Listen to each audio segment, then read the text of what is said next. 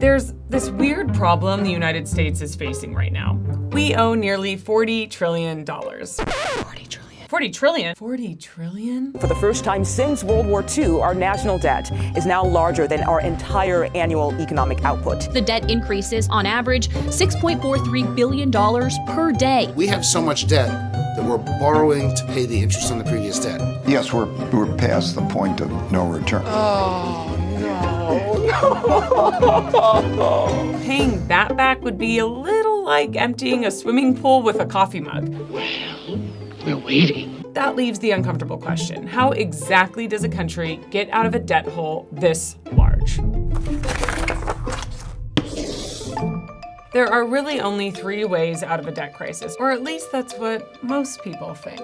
Kevin Warsh, the new chairman of the Federal Reserve, may be suggesting another interesting possibility. We're at a transformational moment in U.S. economic history. We're going to make almost everything cost less, and the U.S. can be a big winner. Lucky for us, though, because the first 3 options all kind of suck. Option 1, raise taxes and cut spending. Economically, that might be the most responsible answer. Spend less, collect more, slowly work your way back towards balance. Countries that have meaningfully reduced large debt burdens through this route have usually done it over decades, not election cycles. Canada, for example, cut spending and ran sustained budget surpluses throughout the 1990s. The problem is that this solution is about as politically popular as a surprise colonoscopy. No! God, please, no! No! Option 2, default, which is essentially the United States calling its creditors and saying, I declare bankruptcy! And while countries have defaulted before, America has spent decades convincing the world that the US Treasury bonds are the safest investments on earth. In 2011, during the debt ceiling crisis, Treasury Secretary Timothy Geithner warned that even flirting with default could cause catastrophic economic consequences because treasuries sit at the center of the global financial system. Defaulting would be like Apple announcing that next year's iPhone will be powered entirely by AA batteries. Option 3, inflation. I don't like where this is going. There it is. Because governments throughout history have discovered something very convenient.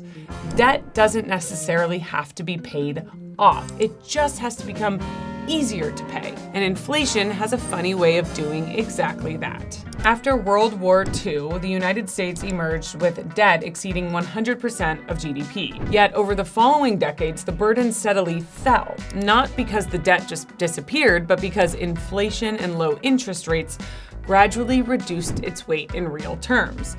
Economists Carmen Reinhart and M. Bellin Sabrantia later documented the phenomenon in a paper called The Liquidation of Government Debt. The strategy eventually became known as financial repression. The underlying idea is surprisingly simple. The government owes money, inflation makes that money worth less. Problem solved. Or more accurately, problem relocated. And if this were a normal debt story, we'd stop right there. Debt gets too large, inflation reduces the burden, everybody loses a little purchasing power, roll credits.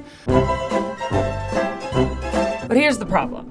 Kevin Warsh doesn't seem particularly enthusiastic about any of these solutions. Not austerity, not default, and not the kind of monetary intervention that critics often blame for inflation. Which raises a much more interesting question. What exactly is the alternative? And before your eyes glaze over, I get it. Federal Reserve chairmen are not exactly celebrities. Nobody has ever screamed, "Oh my God, it's a central banker!" unless they were being chased by one. But Warsh matters because he spent years criticizing the Federal Reserve's growing role in financial markets. He sees the Fed's balance sheet as bloated and has called for a central bank that intervenes less and communicates less with Wall Street. He argues that markets have become dependent on central bank support, which sounds dramatic. Until you remember that every time markets fall more than a few percentage points, financial television starts covering the Federal Reserve the way medieval villagers covered weather gods. Help! Help! I'm being repressed! Warsh has repeatedly argued that inflation is fundamentally a monetary phenomenon. I think money, strangely enough, has something to do with monetary policy. It has been absent from the discussion. I think it's part of the reason why this great inflation came back. In other words, sustained inflation occurs when money and credit grow faster than the economy's ability to produce goods and services. The idea is most closely associated with economist Milton Friedman, who famously argued that inflation is always and everywhere a monetary phenomenon.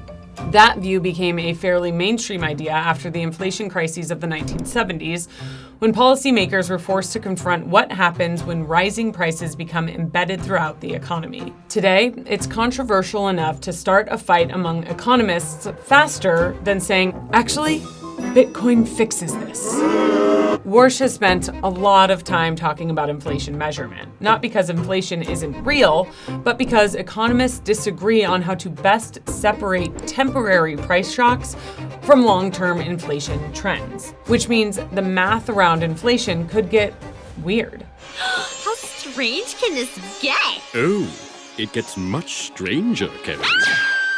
When you think inflation, you think CPI, the Consumer Price Index, currently sitting at 3.8%. But the Fed's new chair, Kevin Warsh, prefers a different measurement called trimmed mean inflation, which is when you take the prices that moved the most and you throw them out. So when oil spikes because of a war, which is happening literally right now, that doesn't make inflation look worse. It just gets deleted, while your grocery bill continues to ruin your life.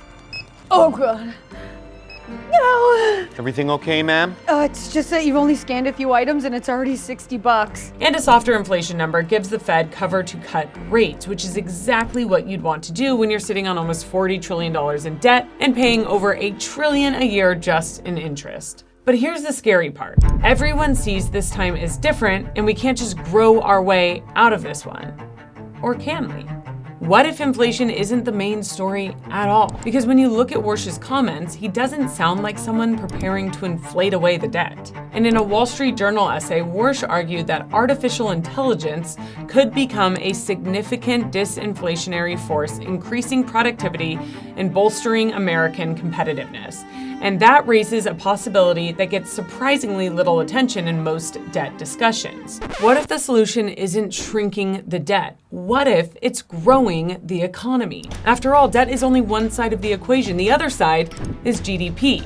The United States didn't emerge from the post-war era solely because inflation reduced the value of government liabilities. It also experienced decades of extraordinary economic expansion. Productivity improved, businesses produced more, incomes rose, the economy grew. And relative to that larger economy, the debt burden became easier to carry. AI is going to make almost everything cost less, and the U.S. can be a big winner. That doesn't mean Warsh is right. In fact, that's the gamble. Because the entire argument depends on whether artificial intelligence becomes a genuine productivity revolution or simply another investment boom that fails to live up to expectations. If AI dramatically increases productivity, then today's debt burden may look much less intimidating a decade from now. If it doesn't, then the familiar solutions return to the table. Inflation, financial repression, and all the uncomfortable trade-offs that come with them. Which means the real question may not be whether the Federal Reserve can solve America's debt problem. It may be whether Kevin Warsh is betting that technology can. So tell me, what's the better bet? That AI unleashes a productivity boom big enough to grow America out of its debt, or that the dollar loses purchasing power faster than the economy can grow? I'll let you answer that one in the comments.